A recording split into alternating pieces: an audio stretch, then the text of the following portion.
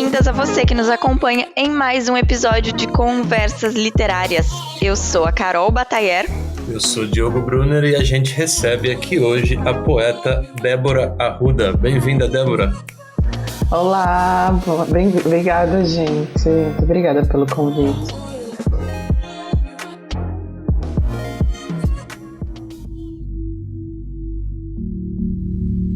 Eu poderia dizer como é andar dentro de um ônibus cheio, ao lado de vários carros vazios. Poderia escrever detalhadamente sobre o sol penetrando a minha pele, sem precisar me resumir somente a palavra sensação. Poderia contar que existem mais de 40 tipos de plantas no meu quintal e dizer que ele é o que me cabe do céu. Eu poderia falar durante anos sobre toda a violência que uma pessoa sofre somente por ser mulher. Talvez eu fique um pouco nervosa e a minha boca seque ou eu realmente não tenha saliva para falar tanto assim, pois o meu cansaço será mais forte do que os meus órgãos que pulsam.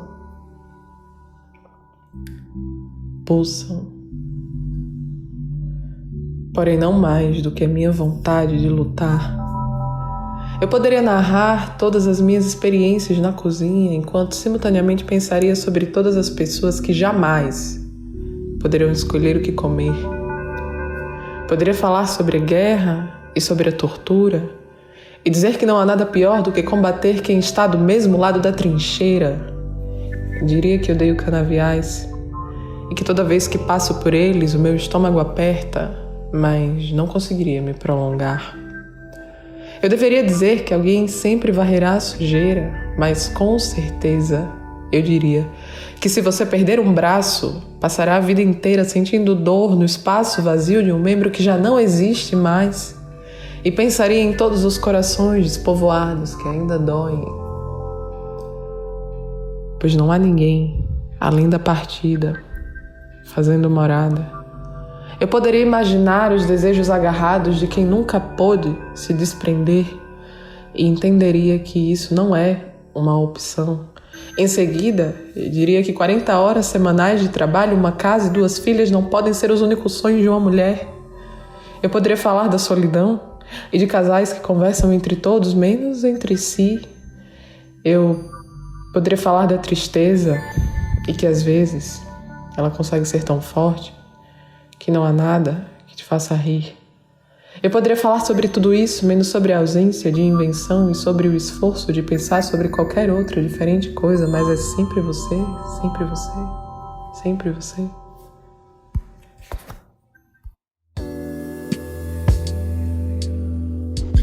Débora, a gente acabou de ouvir seu poema Coração Despovoado. Por que você escolheu esse poema para a gente começar nossa conversa? Bom, em 2017 eu lancei o meu primeiro livro e o nome desse livro se chama Coração Despovoado. Então, quando eu escrevi esse poema, eu escrevi um pouco antes do lançamento do meu livro, antes de ser convidada para lançar e saber que eu iria lançar. E ele sintetizou muitas angústias que eu estava sentindo naquele momento, sentimentos que surgiam sempre, ainda que eu tivesse com outras coisas na cabeça, outras angústias, né? Eu tenho a escrita e o processo de escrita como válvulas de escape, digamos, né? Eu costumo dizer que a escrita me salvou demais de vivenciar outras realidades, e essas realidades elas não são só materiais, elas são realidades também do campo emocional. E esse poema surgiu num momento desses, de muita reflexão, de muitas angústias sendo colocadas para fora. Então, quando eu resolvi lançar o meu livro, eu não necessariamente tinha pensado em colocar o nome de um poema, só que eu não tinha como não ter esse nome, porque esse poema era como se ele fosse a abertura de algo que estava por vir, né? E esse algo que estava por vir foi o meu primeiro livro e único livro até hoje. Então, por isso que eu resolvi escolher ele, porque ele tem um significado bem forte para mim. E Débora, já aproveita, conta como é que foi essa experiência da publicação desse livro e também eu estava, né, dando uma olhada no seu material na internet e tal. Eu fiquei na dúvida daí. Depois eu vi que O Coração Despovoado era seu único livro, mas tem uma outra, eu não sei se é um fanzine, alguma coisa assim, mas que chama Poemas para Combater o Fascismo. Isso, ali foi uma coletânea que eu publiquei na época das eleições desse candidato aí que se elegeu e é nosso presidente. Eu e outras pessoas do país inteiro, a gente fez uma publicação independente e aí tem poema de várias pessoas, outros poetas de Islã, outras pessoas que também não produzem poema para Islã, e aí eu acabei publicando. Eu também publiquei um outro fanzine independente chamado Giro, em 2014, pelo selo de Baixo, que era um selo independente, que foi criado pelo coletivo de poetas que eu fazia parte aqui em Aracaju, chamado O Sarau de Baixo.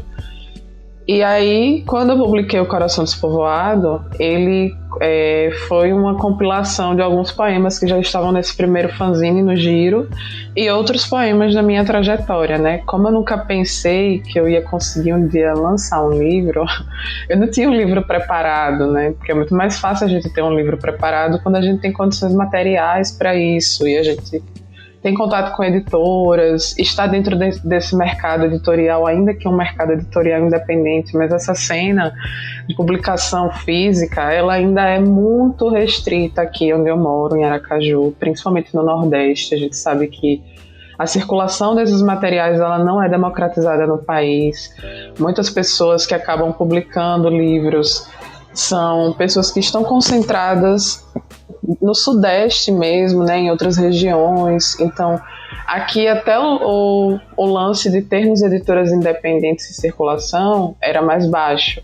E aí a Chita Cartoneira surgiu, que foi uma dessas editoras independentes que abriu as portas para algumas pessoas aqui em Aracaju, com o projeto de fazer os livros no formato cartoneira, né, que é com a capa de papelão, um material que tem um custo mais baixo, consecutivamente ele é mais acessível. E eles fizeram 3 edições, eu fui convidada para o lançamento da editora, saí na primeira edição, foi um momento maravilhoso para mim, para minha trajetória. Eu sou muito grata ao pessoal da Chita, ao convite, a todo mundo que somou comigo desde o primeiro dia, quando eu lancei o meu livro em 2017 até hoje, porque o meu livro ele não está mais sendo produzido, ele parou esse ano porque a editora não está mais funcionando, mas até hoje vem muitas pessoas pedir o livro, falar que tem interesse em comprar, então eu fico muito feliz. Posso não ter ficado rica ainda com a escrita, mas eu acho que não é sobre só o dinheiro, é sobre saber que o livro está reverberando dessa forma, sabe? Isso é muito bom. Que bom. Ô Débora, conta um pouquinho mais pra gente como é que é a cena literária de Aracaju.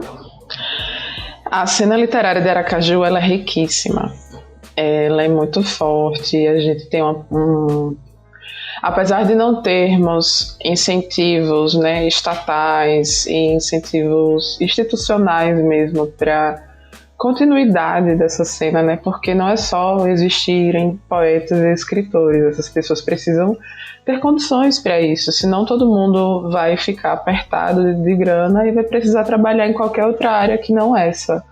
Então, se eu for falar para vocês sobre a existência de pessoas que trabalham com a escrita e com a literatura oral, né, não só no formato de poesia, mas os violeiros, os cantadores, os cordelistas que temos aqui, eu não vou citar nomes infinitos, porque nós temos uma cena muito rica de cordel, uma cena muito rica de poesia oral, tanto em formato de slam, né, que é esse formato que é o que eu trabalho também, não só, quanto em outros formatos. A gente tem muitas pessoas aqui, escritores, poetas, cordelistas, muitos.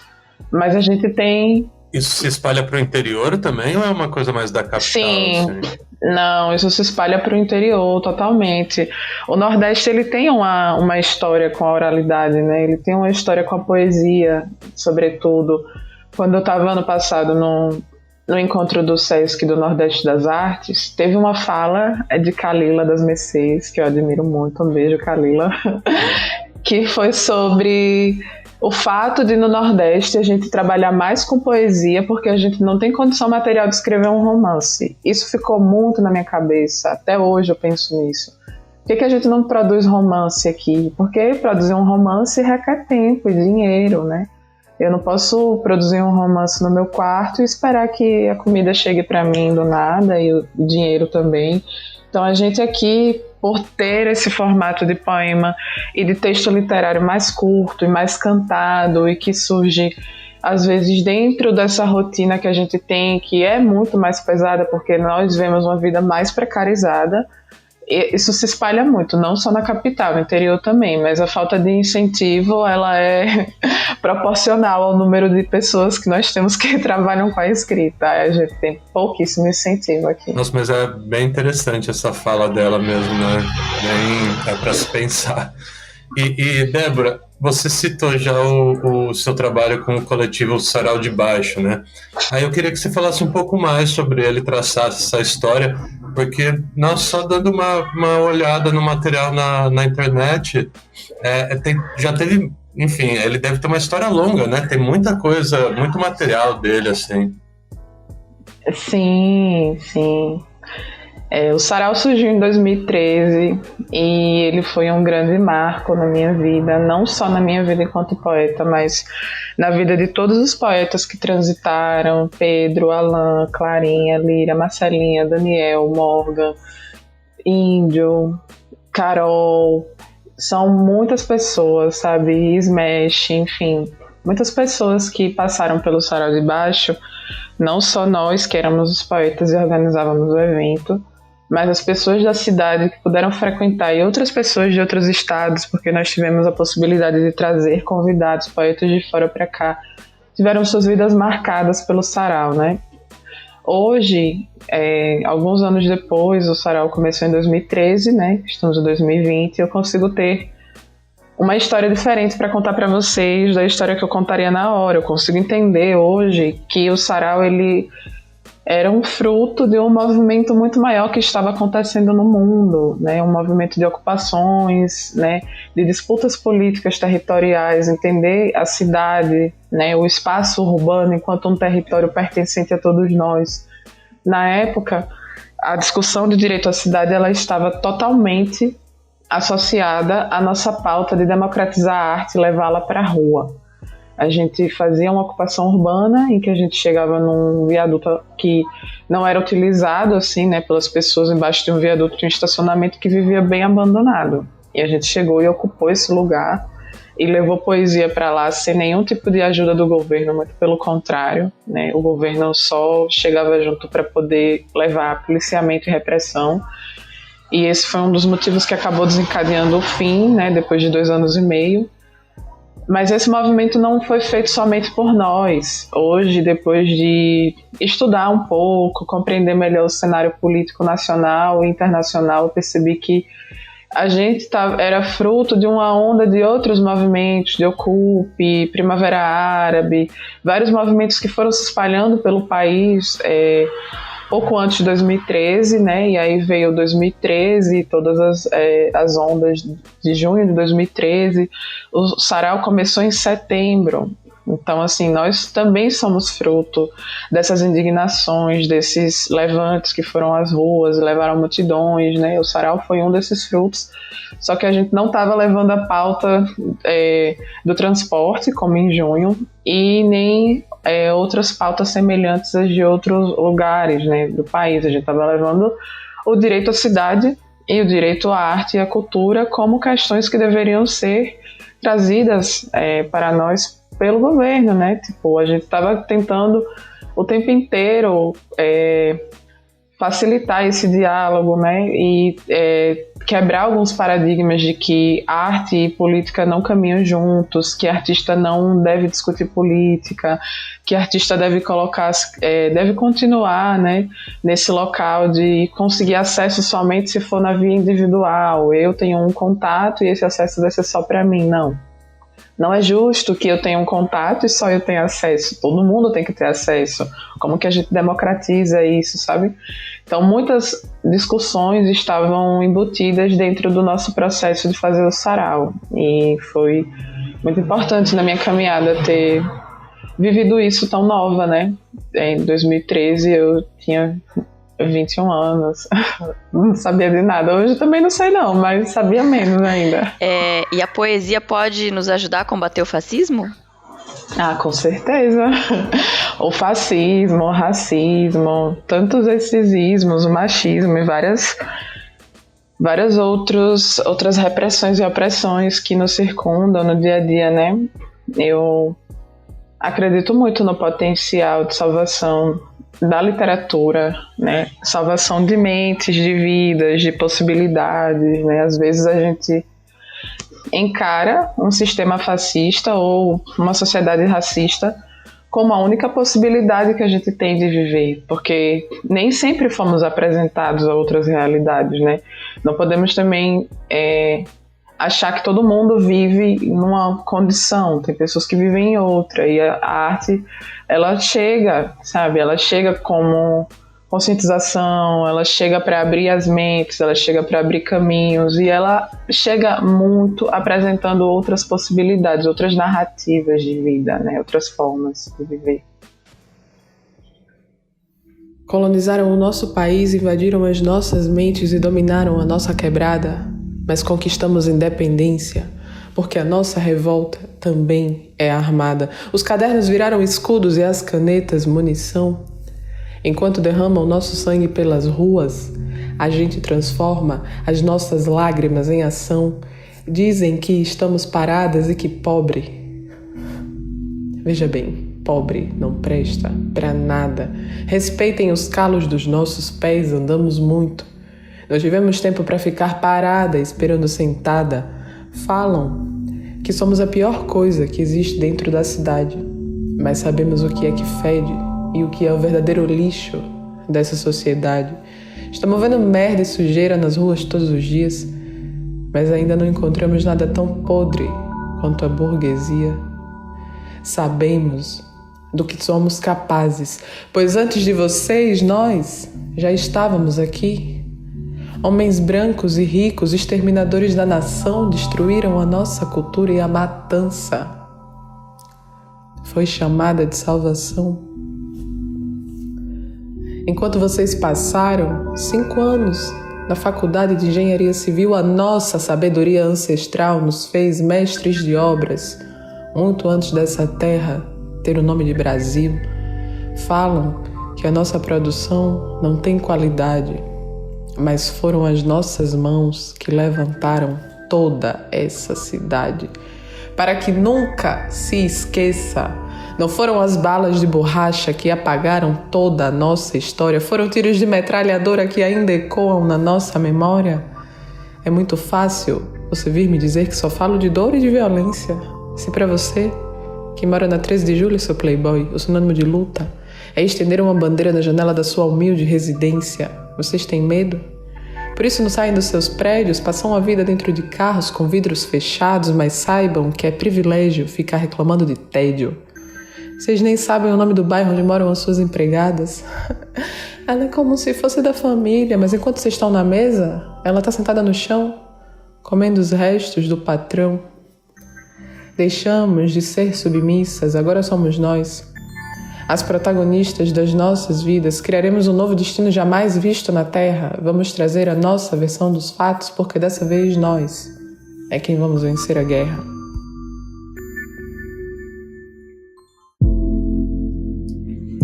E Débora, você falou, né, que esse coletivo Sarau de Baixo, ele acabou, mas como que é em Aracaju essa cena assim desses espaços, dessa ocupação dos espaços públicos por saraus, por slam e tal? E também já aproveita para falar do slam do tabuleiro, né, que também você é uma das organizadoras, né? O sarau ele acabou em 2015 e enquanto o sarau acontecia, outros movimentos de ocupação urbana, né, que ocupavam a rua e que entendiam a rua como um espaço democrático de acesso de todos nós, muitos movimentos foram surgindo. Eu não vou conseguir listar aqui, mas surgiram muitos movimentos, não só de poesia, mas de música, de eventos que traziam várias linguagens artísticas, porque a gente costuma se entender no sarau enquanto uma faísca. A gente tocou a faísca e pegou fogo na cidade. E várias coisas surgiram, algumas permaneceram, outras acabaram. E muitos movimentos de poesia na cidade explodiram. Não é que o sarau tenha sido pioneiro, talvez ele tenha sido um dos que mais se espalhou, dos que mais ficaram conhecidos. Mas ele não foi o único, tampouco o primeiro. E inclusive essa era uma das nossas queixas, não saber quem eram os poetas que tinham vindo antes de nós, porque a gente não tinha um conhecimento da literatura produzida aqui, né, na cidade. Então eram muitas queixas. E hoje existem alguns movimentos de slam e de sarau que acontecem sim na rua, nas praças. Ainda eles estão ativos. O sarau não está ativo mais, nem o slam tabuleiro. O slam tabuleiro ele acabou em 2018.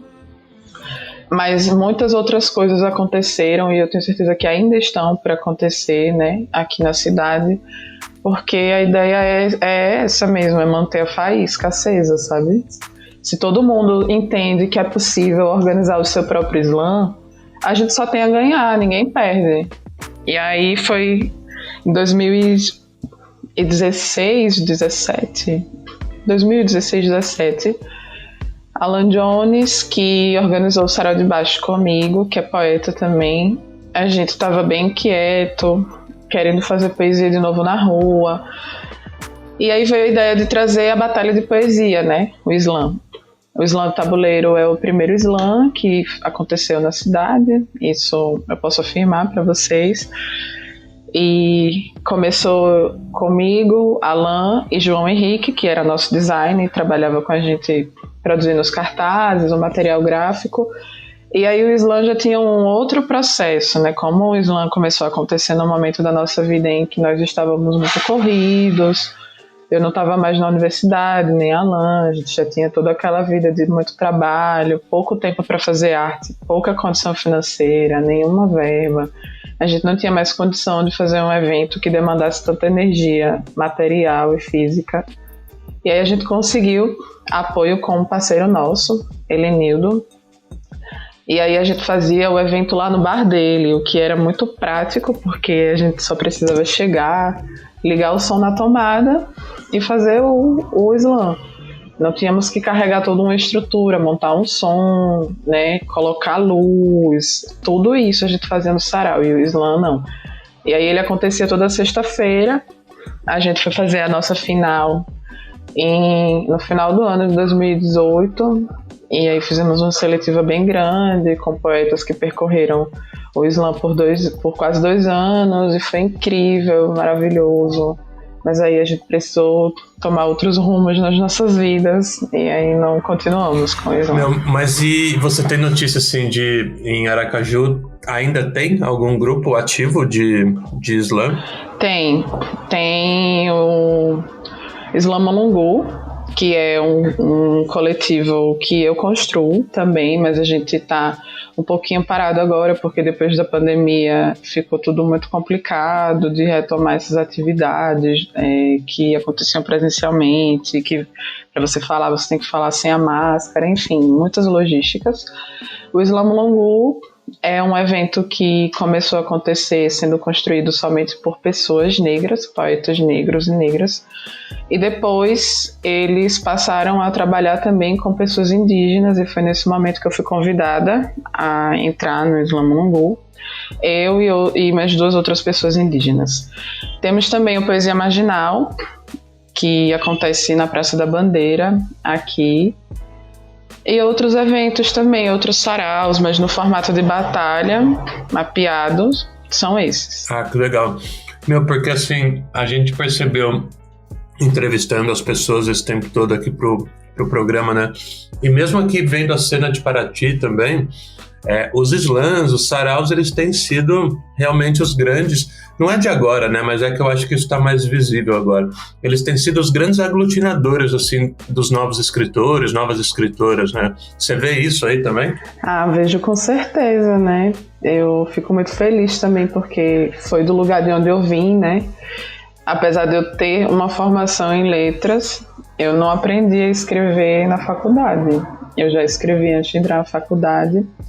E o meu contato com a literatura, todos os meus livros favoritos, os poetas e as poetas que eu adoro, que eu gosto, que eu tenho como referência, eu não conheci na universidade, eu conheci na rua. Então, eu fico muito feliz de saber que os saraus e os slams estão se espalhando mesmo, porque isso quer dizer que outras narrativas também vão se espalhar, né? Não é só a gente enquanto poeta que se espalha por aí.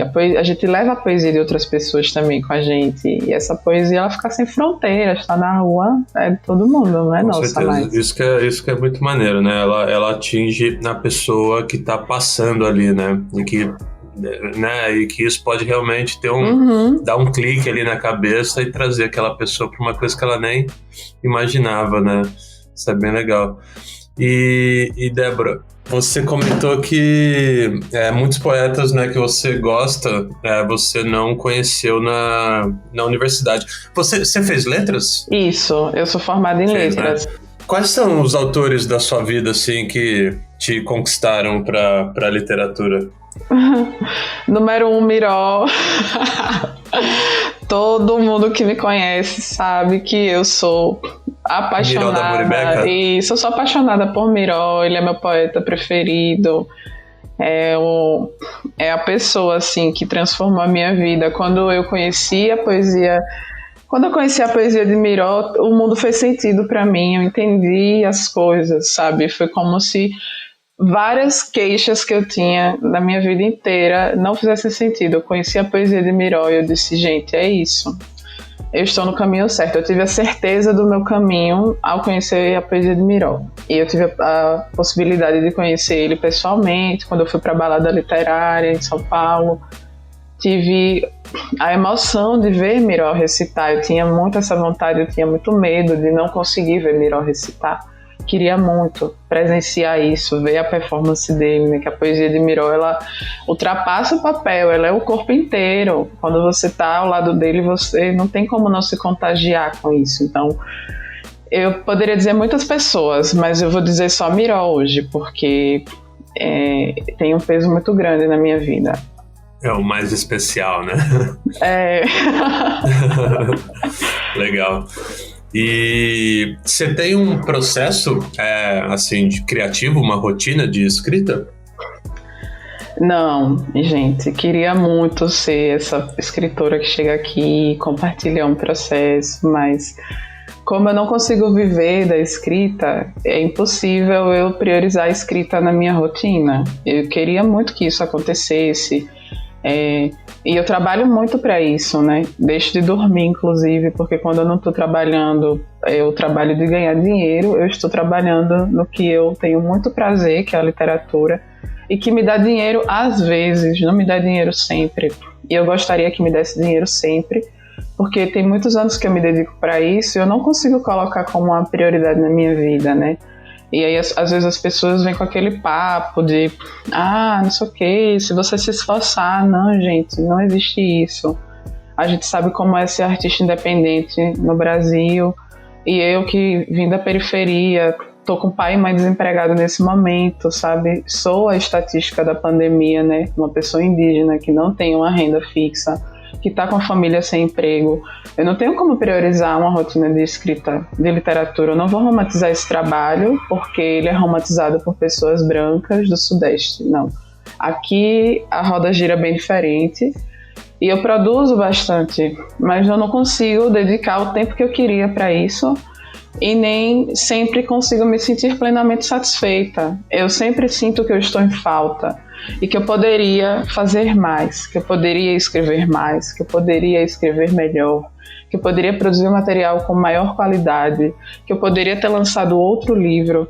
Eu fico sempre no eu iria, eu teria, eu gostaria, mas eu preciso trazer isso aqui porque eu sei que essa é a realidade de muitas outras pessoas, não só a minha, e é também um dos fatores que fazem muitas outras pessoas desistirem, né, da carreira artística, desistirem de trabalhar com a escrita. Eu não desisti da escrita ainda porque a escrita não desistiu de mim. Eu sempre, quando eu estou pensando em nunca mais fazer isso, quando eu começo a achar que eu deveria estar me dedicando a outras coisas, e uma formação técnica que me dê dinheiro, que esse papo de arte não vai colocar comida na minha mesa, aí aparece alguma coisa que faz eu perceber que não. Calma, ainda vai dar tempo, sabe? Não fique desse jeito. Isso mexe com outras pessoas. Aí eu recebo uma mensagem, aí eu encontro alguém que foi contagiado pelo livro, e parece que as coisas acontecem para dar força pra gente, sabe?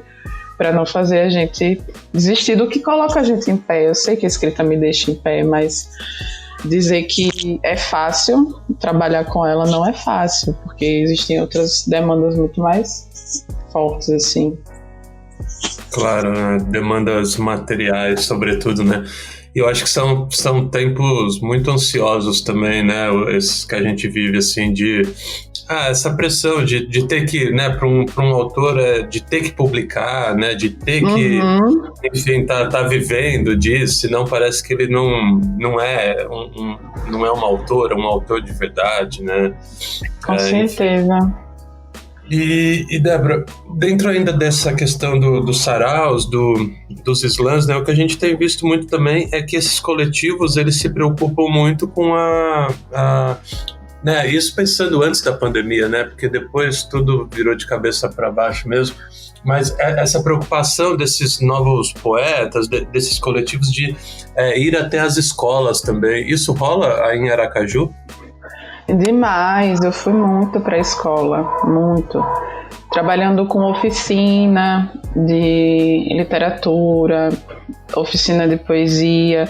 Eu trabalhei numa escola sozinha, com todas as turmas da escola, desde a primeira série até o 9º ano, com crianças que não sabiam ler ainda.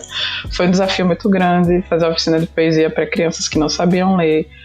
E mesmo tendo a formação em licenciatura, eu sou professora de português, eu me senti muito desafiada em estar na escola, não enquanto professora, mas enquanto poeta, sem aquela coisa hierárquica, né, que é colocada entre a pessoa que está dando a aula e a pessoa que assiste a aula, né? Existe uma hierarquia simbólica. Enquanto poeta não existia isso. Eu estava de igual para igual, sentava do lado das pessoas e ficava gastando, mostrando outros formatos de poesia que não os formatos que sempre surgiam no livro didático, que são bons também, mas não são os únicos. Então aqui rola muito isso. E foi muito importante na minha trajetória ter tido a oportunidade de viver também, né, esse outro lado do contato com a poesia. Sim, bem legal. E você disse que você não tem essa rotina de escrita, né? Mas da onde vem, quando você, enfim, todos os poemas que você fez até hoje, como que eles surgem para você? Como que é esse processo de sentar para colocar no papel? Ou isso acontece, enfim, no cotidiano mesmo, aquela coisa de anotar no celular e tal? Como é que é? É no cotidiano, no celular. Esse ano eu comprei um caderno de poesia, e aí, porque tava meus poemas no celular, no computador, numa folha solta, numa apostila, tava assim, desse jeito. Na hora que às vezes eu tô assistindo uma aula e me vem um texto, e o texto fica na minha cabeça. Eu digo, meu Deus, eu tenho que escrever isso, porque isso aqui é incrível, eu não vou perder essa escrita. Aí eu paro tudo que eu tô fazendo. Às vezes eu tava no ônibus acontecia muito. Miró já dizia, né? Janela de ônibus é danada pra botar a gente pra pensar. Eu tava no ônibus, aparecia o livro inteiro na minha cabeça, e eu às vezes não conseguia pegar o celular, porque era perigoso. Mas esse ano eu comprei um caderninho, tô organizada. Que legal. E o caderno, eu acho que ele é mais, por mais que o celular seja muito prático, né? O caderno acho que ainda é mais propício para, né, para rabiscar ideias ali. Eu tava com saudade também. Quando eu comecei a escrever, eu tinha muitos cadernos que eu levava. Às vezes eu não escrevia, mas o fato de eu estar com o meu caderno me deixava confortável. Eu sabia que eu tinha um lugar de conforto. E aí esse ano, com a pandemia, eu senti a necessidade de ter isso novamente, um lugar de conforto para eu poder desaguar as coisas. Todo mundo ficou muito engasgado, né? Muito sufocado. Sim. Um sufocamento não só simbólico, mas muito real na nossa vida, na nossa rotina. Total. E aí, falando disso já até, você... como você tá vendo esse momento, assim? Você sentiu... Assim, sem querer romantizar, né? A coisa da crise é boa para criar e tal, mas foi um período que você, enfim, criou mais, ou foi um período que você ficou mais travada? Tô pensando aqui, viu? Eu criei mais porque eu fiquei mais em casa. Mas se eu fosse comparar com um momento em que não houvesse pandemia e eu tivesse a possibilidade de ficar em casa desse jeito, eu vou dizer que eu criei pouco. Porque nem sempre eu conseguia me expressar, não. Foi muito complicado para mim. Eu entrei no mestrado esse ano. Eu me formei tem 5 anos, eu queria muito entrar no mestrado. E eu estudo o Islã no meu mestrado.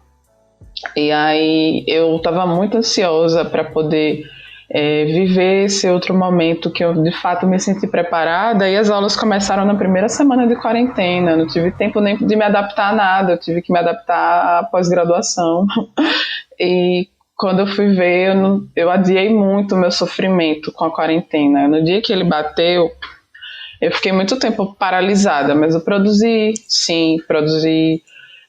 algumas coisas, produzi texto, produzi material de vídeo poema, produzi muitos trabalhos, assim, né? Eu trabalho muito com performance também, e aí eu acabei dando um pouco de atenção também a esse trabalho corporal com a performance. Foi muito importante isso, ter tido a possibilidade de olhar para dentro de mim, ainda que dentro dessa circunstância horrível, de muito medo, de muita ansiedade, de ver pessoas que você gosta adoecerem, ver um descaso absurdo com a saúde, com as mortes dentro do país, né? Não vou romantizar nunca, mas é impossível a gente chegar aqui e dizer que a gente não olhou para dentro de nós, sabe? Todo mundo olhou um pouco. Claro. Houve esse tempo, né, no cotidiano para isso. E, Débora, eu já tinha anotado aqui até para enfim, te perguntar sobre o seu mestrado, né?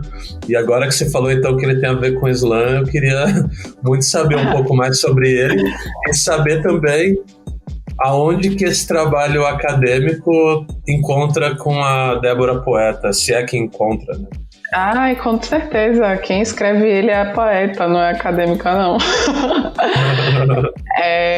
Quando eu fazia o sarau, eu estudava já na UF. O sarau acabou no ano que eu me formei. E eu estava muito traumatizada com a universidade. Eu disse, gente, isso não é para mim. Eu era a primeira pessoa da minha família a entrar na universidade, inclusive federal, família paterna e materna. E eu tinha um peso muito grande de mudar a trajetória da minha família, né? Eu sabia que aquela não era uma realidade comum para mim, eu tendo vindo de onde eu vim. Não era normal eu estar ali, então eu tinha que honrar aquele lugar. Mas eu fui muito traumatizada por estar num curso de letras que não compreendia a literatura produzida nas ruas enquanto literatura, que me tratava de forma menosprezada por eu ser poeta desse tipo, né? Desse tipo, de forma pejorativa, eles se referiam a mim dessa forma, os meus professores, as pessoas do departamento que eu fazia parte. E eu não tenho vergonha nenhuma de assumir isso, porque eu já sofri demais com essa realidade. Tipo, eu tive o meu trabalho valorizado por profissionais de outras universidades e não fui reconhecida no local em que eu estava, né? Isso doeu demais em mim e me enfraqueceu, fez eu perceber que eu tinha tomado a decisão errada. Passei uns 5 anos achando que eu não gostava da pesquisa e não gostava de estudar, quando na verdade eu sou apaixonada pelo processo de pesquisa e pelo processo de estudo. E aí eu me encontrei com a antropologia e com a antropologia da performance, né? Tive um encontro ano passado e percebi que por esse caminho eu conseguia compreender o processo que acontecia dentro dos eventos que eu construía, que eram os eventos de poesia performada, né? A poesia que a gente faz na rua, ela não o sentido dela não é construído somente pelo texto que você olha e lê. Ele é construído com o corpo inteiro, porque seu corpo inteiro está fazendo o poema, seus braços, suas pernas, seus olhos, sua boca, seu cabelo, o jeito que você anda, o jeito que você se mexe, como você gesticula. Tudo isso constrói o poema. Então ela é uma poesia performada. Ela é oral, mas ela é performada. E eu estava muito inquieta com isso. E vindo também de um local em que eu fui muito estudada, não só eu, como todo mundo que participou do Sarau, a gente deu muita entrevista. O Sarau, ele teve uma relevância muito forte para mudar o cenário artístico da cidade de Aracaju e do estado de Sergipe. E isso fez muitas outras pessoas se interessarem pelo tema, entrevistarem a gente, produzirem material, e esse material não chegava. E nem todo mundo, não vou generalizar, porque muitas pessoas se mostraram dispostas a compartilharem suas pesquisas com a gente, seus resultados, e enfim, mas nem todo mundo fez isso. E essa postura é uma postura muito colonial, né? De você ir no território do outro, pesquisar o que você quer, produzir conhecimento, teoria e sumir, né? É uma postura colonial. E eu queria muito quebrar com esse paradigma de que nós não podemos contar as nossas histórias. Eu entendo que a poesia que a gente fala na rua é uma produção de narrativa em que nós contamos as nossas histórias, porque nós não estamos nas editoras, nós não estamos nos espaços institucionais de comunicação. O espaço que a gente tem para contar quem nós somos e produzir a nossa narrativa é esse. E eu queria, como pessoa que construiu isso, né, que está nesse espaço, falar por mim pela primeira vez. Não vai mais ser uma pessoa estudando isso, sou eu que construí isso, que vou estudar o que eu construí, nada mais justo. E aí eu tenho o meu projeto, que ele estuda as narrativas de poemas performados na rua, enquanto um processo de descolonização. Então eu compreendo que tudo isso que a gente faz na rua, esse corpo, né, marginalizado, esse corpo preto, esse corpo indígena, esse corpo LGBT, essas mulheres, né, que estão nas ruas, elas estão rompendo com as narrativas coloniais, que são narrativas brancas, são narrativas cis-heteronormativas, são narrativas que são postas enquanto únicas. Então a gente vai lá e conta a nossa história, a gente está quebrando com a narrativa única do colonizador. E aí eu consegui ser aprovada, e aí eu estudo agora isso no mestrado, e está sendo um caminho muito bom, esse mergulho na minha trajetória e na trajetória de outras pessoas que também foram muito afetadas pela poesia, sabe?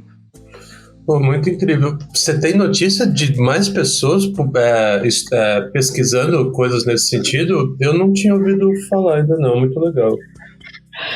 Então, eu fui aprovada no passado, e a Luísa Romão, que é poeta também de lá de São Paulo, também foi aprovada no mestrado, lá acho que na USP, e ela também vai estudar slam. E aí eu sei que legal. Eu e ela estamos estudando slam, e Luísa também é uma poeta de slam, então, nossa, que maravilha que a gente tá contando essa história, não são as outras pessoas. E aí eu não sei se tem alguém além de nós no país que tá mergulhando, mas eu sei que eu e Luísa, que somos poetas de slam, estamos aí na academia, né, nesse enfrentamento que não é fácil, mas estamos lá. Muito legal. E você está em que fase dessa pesquisa? Já tá... E você pretende publicar ela daí no futuro?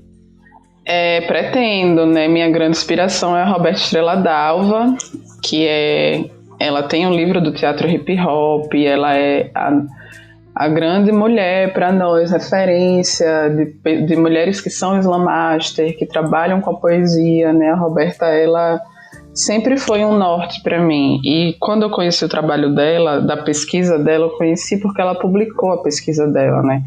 Ela também estuda o teatro hip hop, o Ato MC.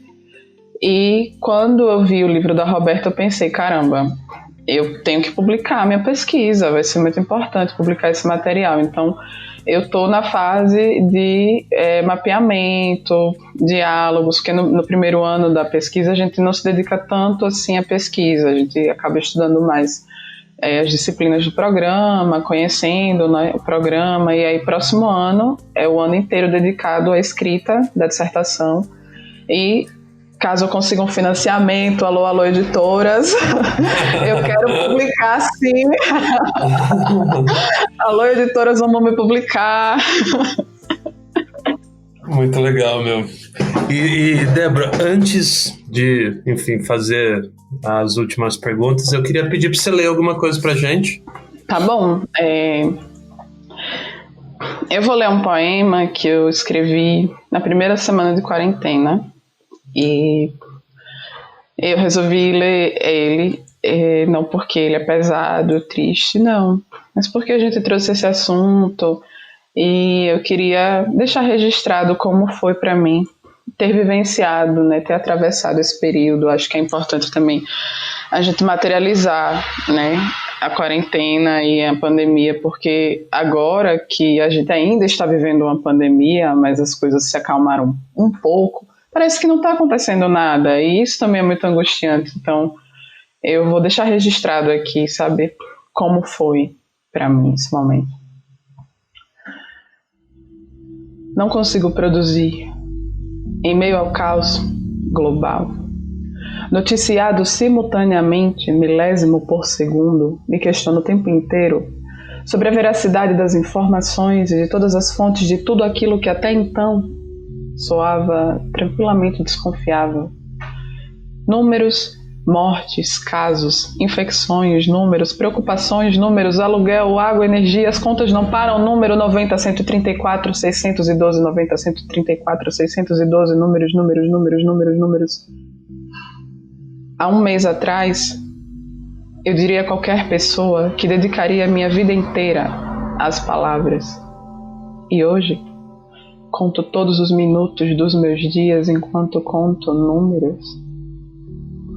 Em que momento nos tornamos o alvo, ou até mesmo a própria doença da humanidade? Talvez quando vocês não conseguiram nos incluir na conta dos números e das falhas, numéricas falhas coletivas responsáveis pela culpabilização de povos não brancos em mais uma tentativa colonialista de manter a supremacia das suas nações, enquanto exterminam indígenas, imigrantes, migrantes, povos marginalizados, periféricos. Me diga você, como eu vou lavar as minhas mãos se quando eu abro a torneira pinga seco? É ligação clandestina aqui, o único mito que a gente conhece é o do saneamento, que nunca vai chegar, nem essa doença de rico. Pois de tanto viver no lixo, a gente se acostuma, deixa de sentir o fedor, a pele nem coça mais, nem arde, as feridas não doem mais, você não sente mais de nada. Não existe doença, memória, família, coletivo, nem eu, indivíduo, não existe mais nada, você vira número.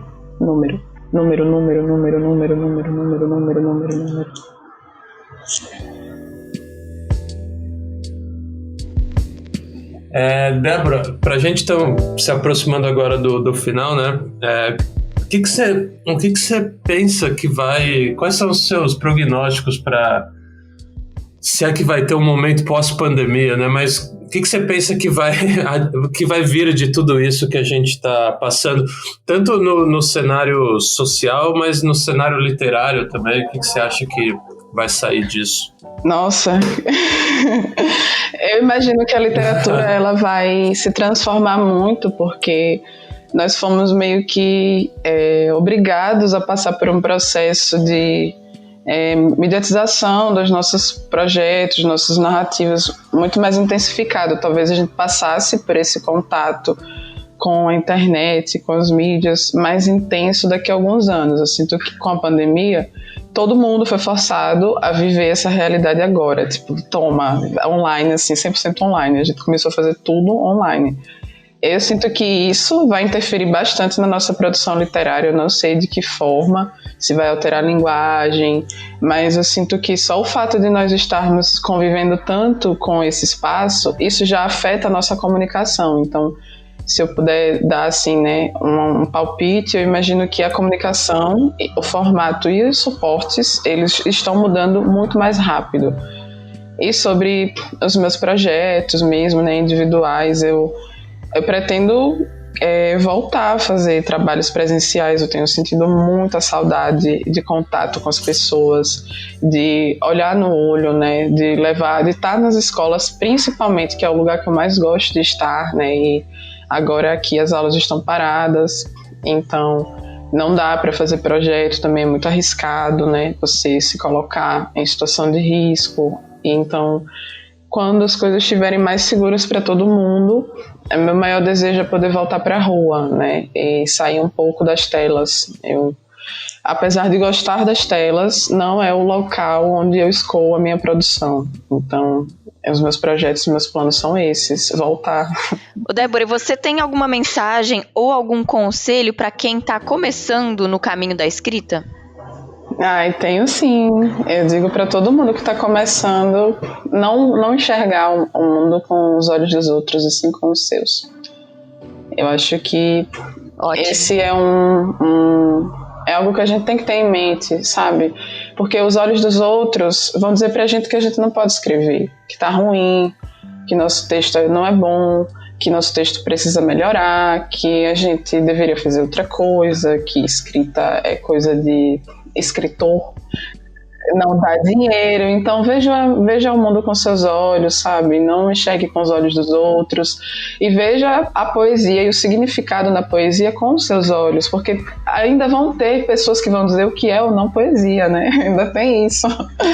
Então eu digo isso, assim, eu deixo esse recado mesmo, sabe? Pra gente confiar no nosso olhar, na nossa escrita, na nossa poesia e na forma como a gente vê o mundo, principalmente. Muito legal, muito bom. Débora, te agradecer muito por ter aceitado o nosso convite, por ter, enfim, participado aqui com a gente. Foi muito bom. E te desejar sorte aí na caminhada. Eu que agradeço, e muita sorte para vocês também. Muito obrigada pelo convite, por estar aqui compartilhando um pouco mais do meu trabalho com vocês, estreitando esses laços, né? Espero muito que um dia a gente consiga todo mundo se encontrar, se ver, poder se encontrar em algum evento, compartilhar os poemas olho no olho. E é isso. Obrigada a todo mundo que está ouvindo pela escuta nesse momento, né? Sem ter quem nos escute, a gente não fala. Então, obrigada, gente, vocês que estão ouvindo também agora. Nós agradecemos, Débora. E ficamos esperando esses encontros olho no olho, né? Os encontros pessoais que fazem tanta falta. E esse foi mais um episódio de Conversas Literárias, um podcast de literatura do projeto Sesc Paraty em Rede. Nós temos novos episódios às terças-feiras. Até a próxima!